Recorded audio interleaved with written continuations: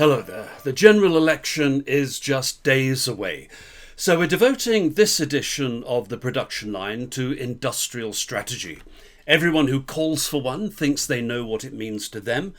But how does an industrial strategy work? How does a government actually design one and deliver one? And perhaps more pertinently, what could derail one? A new Labour government is committed to an industrial strategy. So to help us understand from the Westminster and Whitehall point of view what kind of challenge awaits them, we're going to be talking to Giles Wilkes.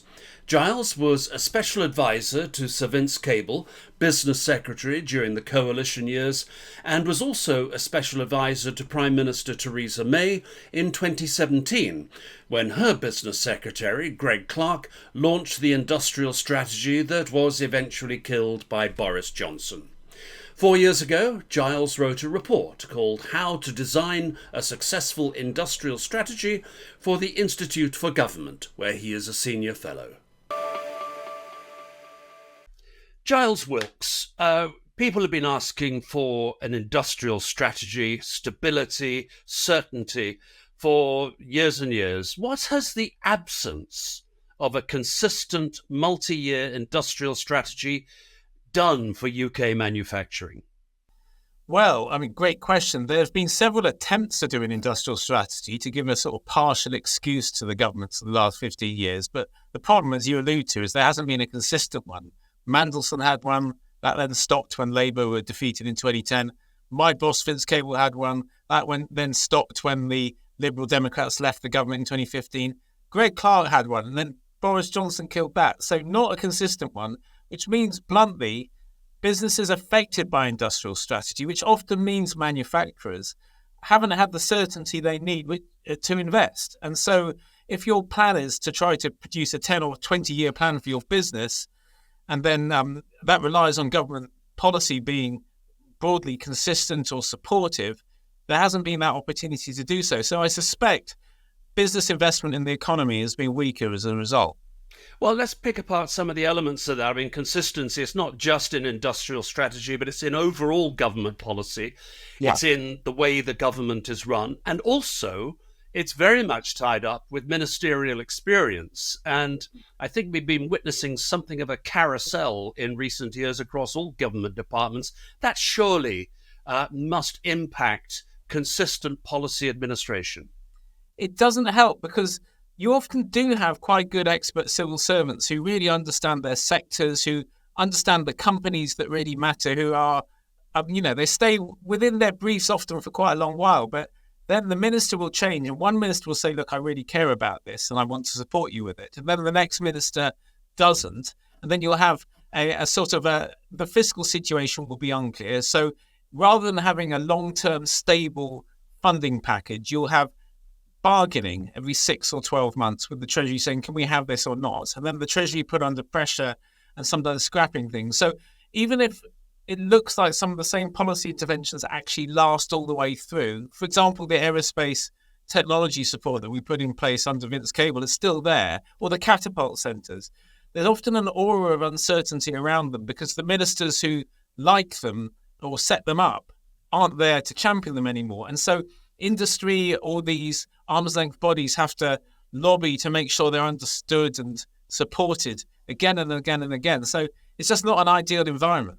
Yeah, interesting what you say about the catapults and the ATI and so on. Remarkably resilient, actually, in the face of so many other policy changes that were to follow. The fact that they were in place, Peter Mandelson and Hermann Hauser actually set up the sort of intellectual thinking behind the catapults, and it all seems to have worked. Arguably needs more money to be effective. But the fact is, we should at least tick that box and say keeping it has been at least a relief for the last 15 years.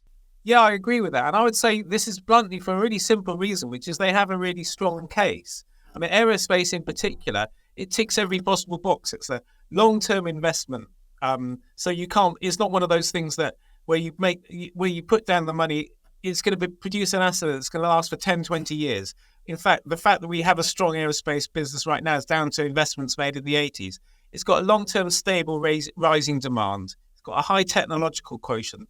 It's all about high skills. The jobs are outside of the southeast in many places. It ticks every box. And as a result, although the case has to be built again and again, each minister comes in, looks at it and goes, yeah, actually, we're really strong at aerospace. And they go down to Filton and examine the work that's going on there. But it's just a pity that it's ever at all political, because the basic technocratic support for this kind of industry is so strong, it should be a no-brainer.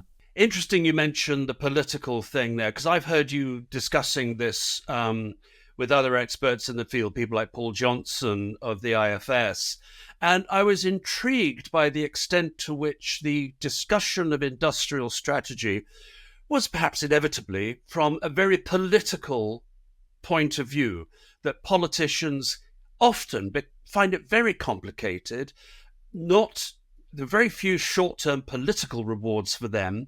It can often get stuck in the weeds. It requires not just a great deal of thinking and planning and money, but it requires a lot of shoulder-to-the-wheel consistency effort that in the short term doesn't repay. And I think we have quite a short-term political ecosystem atmosphere in the UK. That works against it, doesn't it? It definitely does. I mean, the dismaying thing for a politician who wants the sort of quick hit of fighting for something, then delivering it, and then the voters turning around and saying, great, thanks for the great jobs.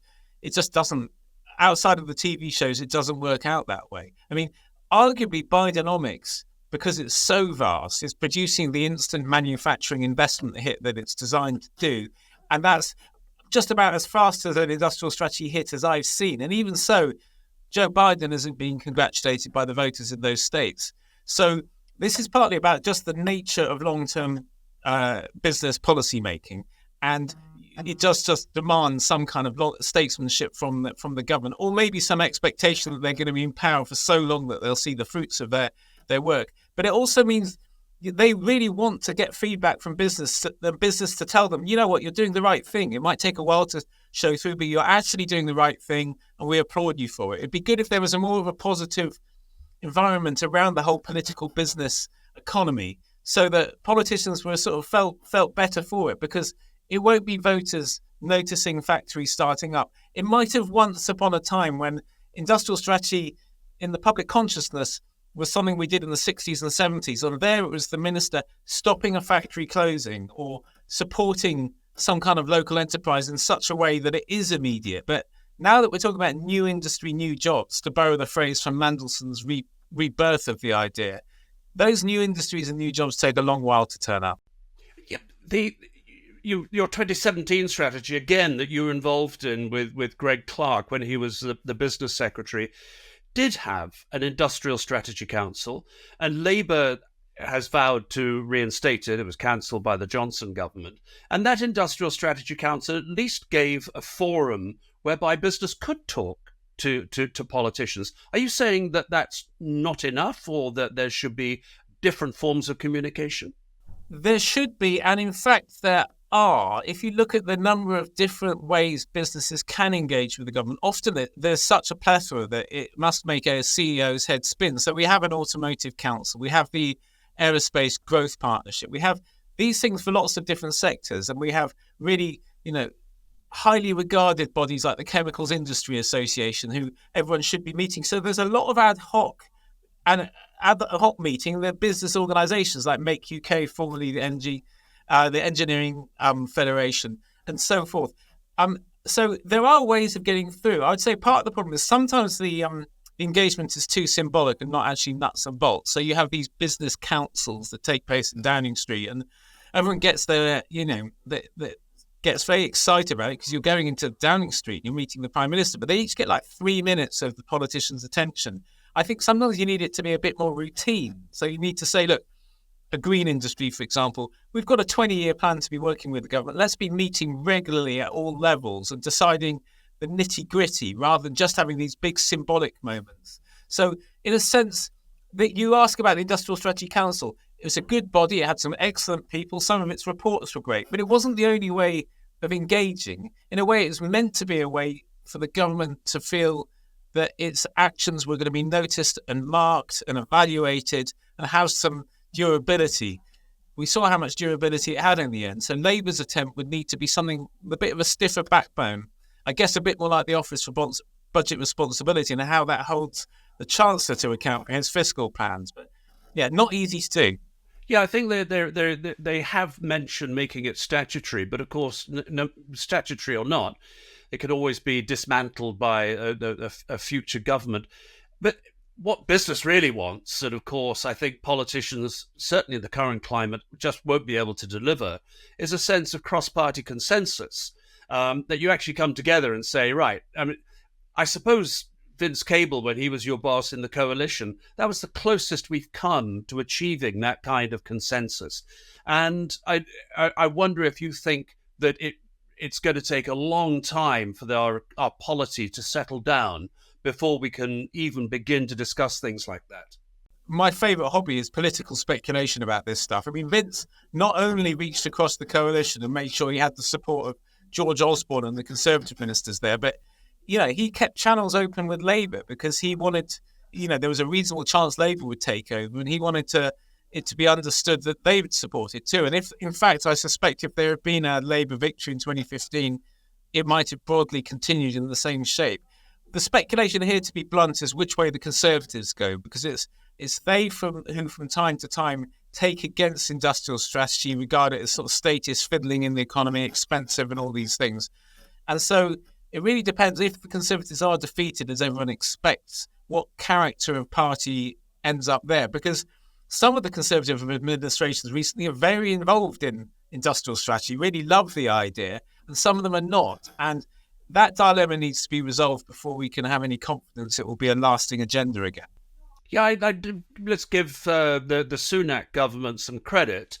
Industry broadly welcomed the £4.5 billion pound package in the autumn statement. It included the permanent 100% expensing on capex and so on, and more support for the Made Smarter initiative. So this is all great. I mean, people like that, but there's just that feeling that without a wrapper around it of a cogent intellectual plan around it, that it's more like whack-a-mole, that they've just been dealing with issues and on a bit by bit basis, and that actually adds to the inconsistency. It doesn't add to consistency.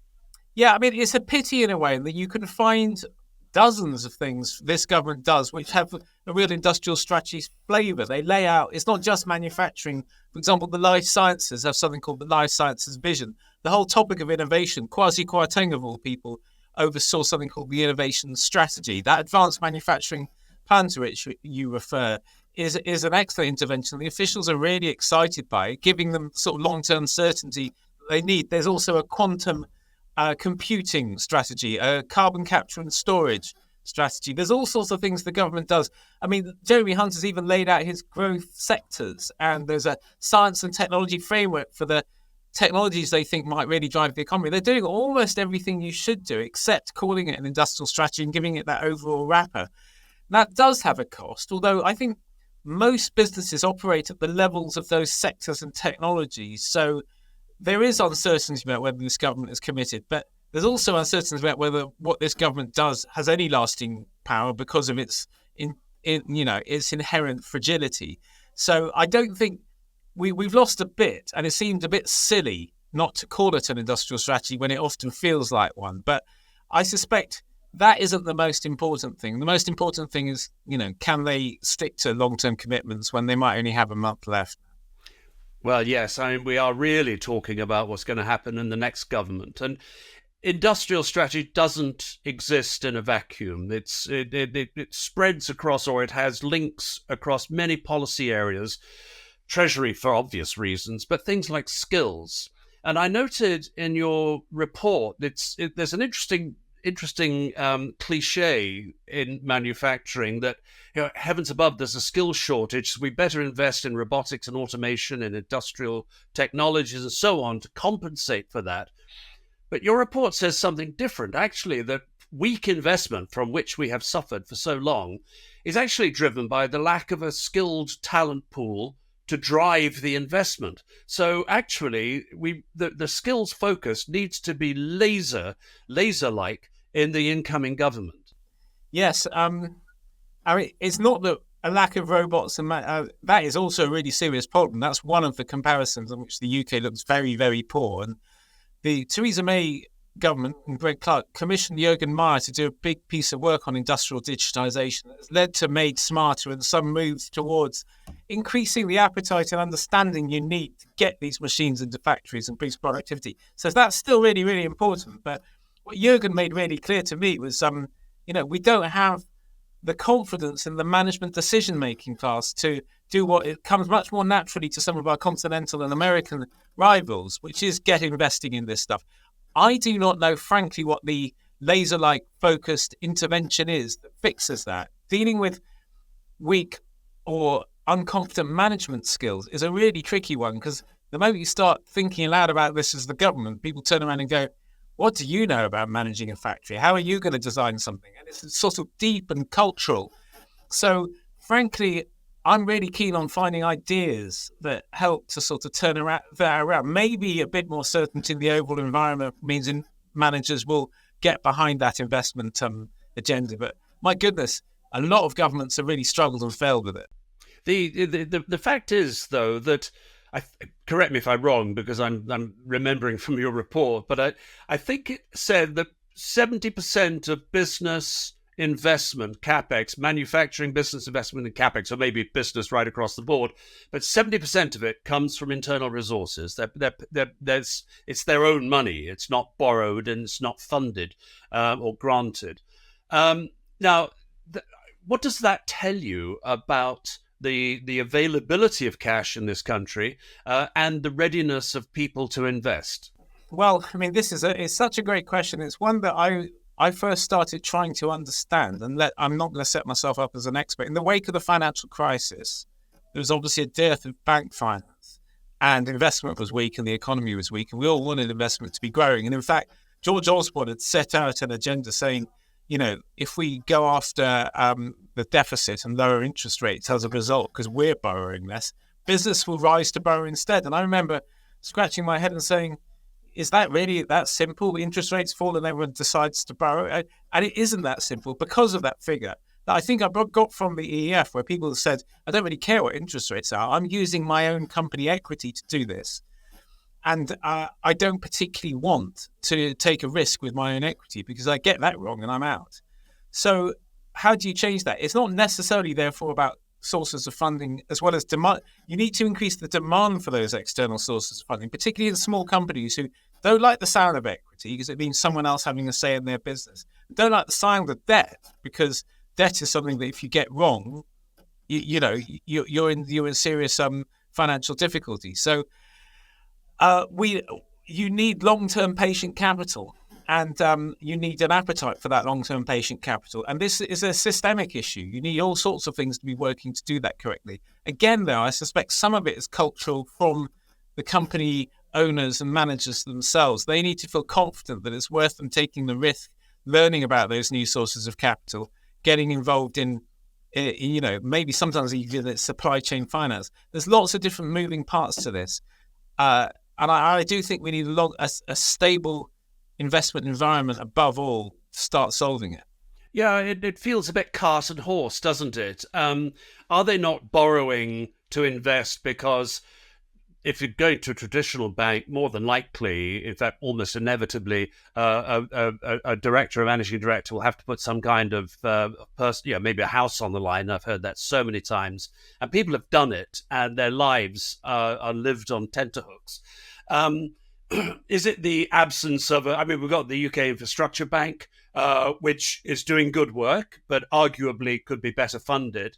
Is it more in the form of guarantees? I think what I heard you say was that there is actually a lack of imaginative funding options that perhaps would just make that investment decision a little easier to make. I would certainly want to investigate whether that's where to go.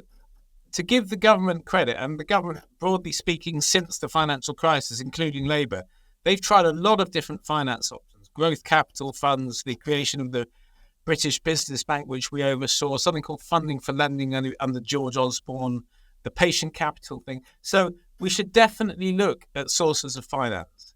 But I would like to talk to businesses more and look at some of the surveys that people like the British Business Bank and the British Venture Capital Association run to fully understand whether it's all on the supply side or some of it is also on the demand side. I mean, and until I know the answer there, I wouldn't like to say definitely if, we opened a 10 billion invest to grow fund under the next government, that would definitely answer the problem. I suspect you need to pull all sides of the system together.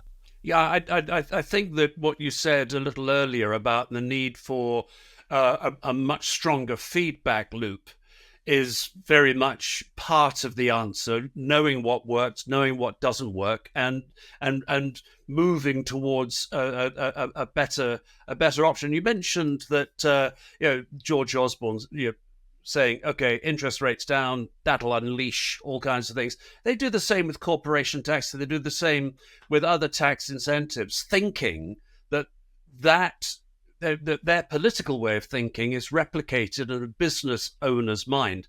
And that is most definitely not the case. It's not, although what's interesting as well is the first person to stand up and really say this clearly, Rishi Sunak, in his May's lecture in February 2022, that he said, look, this idea of just cutting corporate tax in a long-term predictable way hasn't worked. He justified why he had to raise it again. And he started shifting the narrative towards things like allowances and more money in R&D and so forth. And in a sense, that set up the fight between him and Liz Truss. And Liz Truss was still kind of possessed of that delusion that if you just cut the headline rate enough, then all sorts of good things happen. And I think Rishi Sunak is actually the person who's been a bit more thoughtful on that. What about the belief that government investment, public investment in industry generates a crowding in of private investment? Okay, there are politicians who believe that public investment crowds out private investment. But I think, what about that philosophy? Does it work? Does it mean that if the government was to spend 10 times more than it is spending, we get 20 times more private investment? Crowding in private sector money should be a number one goal behind any intervention. And often that is why the interventions often seem to come out quite slowly, because the Treasury and others are saying, can you make sure that this is going to generate additional investment rather than just accompany what the company is doing anyway, which is really tricky. It's one of the things that goes through the sort of the criteria for doling out money through challenge funds and so forth. So I do think it is possible, and particularly if the government's really sensitive and plugged into industry's needs, it can understand things like, well, you're not going to be able to put down this factory here until you get the energy supply and the transport infrastructure. And if it can identify those things, which are kind of public goods that you can't expect companies to get involved in, then it can definitely crowd in. It's just, it takes a lot of skill and dedication. It's not something you can do ideologically. It means pragmatically understanding the situation you're in, and it won't always have the same answer. And sometimes, crucially, it needs local skills. It needs local authorities who are often the decision makers, whether they want to be or not. It needs them to understand what they need to do to respond. So there's a lot of government skills that are needed to get this right.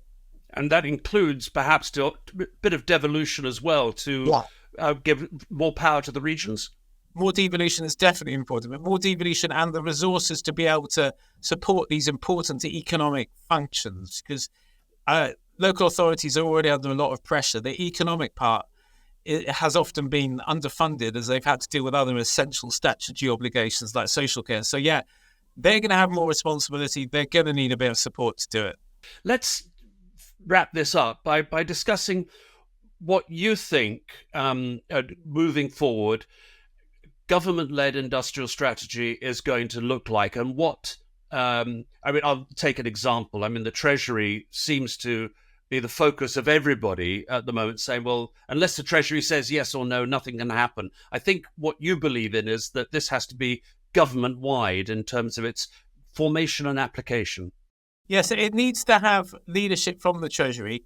We do have it, in that Rachel Reeves has given the most speeches about securonomics, the new business model for Britain, her influence, the influence from the states and biodynamics and so forth. And that's the first shadow chancellor I can remember in a long time coming in saying, I really believe in industrial strategy. So treasury ownership with DVT, but then keeping the doors open to the other departments that really matter for industrial strategy. So having that kind of sounds like a very boring organizational point, but the last thing you need if you're getting one going is it not to matter to the planning department, to the skills department, to the science department. All of these people need to be in the room and actually, they're wanting to celebrate the idea of industrial strategy themselves rather than it being an annoying email they get on Thursday to say, can you make sure that you're involved? They really need to be in there too. There needs to be a bit of funding, but not as much as people seem to think. We don't fund industrial strategy very high at all in this country. $1 billion or $2 billion would be a lot more than we had on an ongoing basis. There needs to be really clear missions and goals. I mean, Labour sounds very committed to mission-based policy making, which does help to crack those government silos and give that long-term commitment. But it's a new venture for this country. We've tried doing missions under Theresa May and they withered on the vine. Can they make them work here is going to be a critically great question. We need to have a really good system for business engagement, because not just to transmit what you say about your chosen sectors or goals or challenges, but also because a lot of stuff is going to happen that you can't plan for and you need to be able to respond to it quickly. You may not choose, for example, to have steel in your industrial strategy, but steel is going to choose you when some crisis hits the steel industry. So you need to have something that's responsive and not too blinkered. You can't just say, well, I only care about life sciences and advanced manufacturing. A lot of other things will come in. But at the same time, you do need to be clear that you can't prioritize everything. So you can respond to the asks of a lot of the economy, but you can't say, literally any sector with a winning smile and a well put together PDF can be part of our industrial strategy. That doesn't work. They have only so much attention and resources to support. So I think they understand a lot of this, but it's a daunting agenda for the new government. I think they're going to be burning the midnight oil to get it right. Giles Wilkes, thank you very much indeed, and perhaps you'll come back sometime during the next government to see how it's going. It'll be my pleasure. Thanks a lot for it. This has been fascinating. The Production Line is produced by Manufacturing TV. If you'd like to suggest a story for The Production Line, maybe you'd like to be on it, or perhaps your company would like to sponsor the programme, email info@ukmfgmedia.com, info@ukmfgmedia.com, or go to our website ukmfg.tv.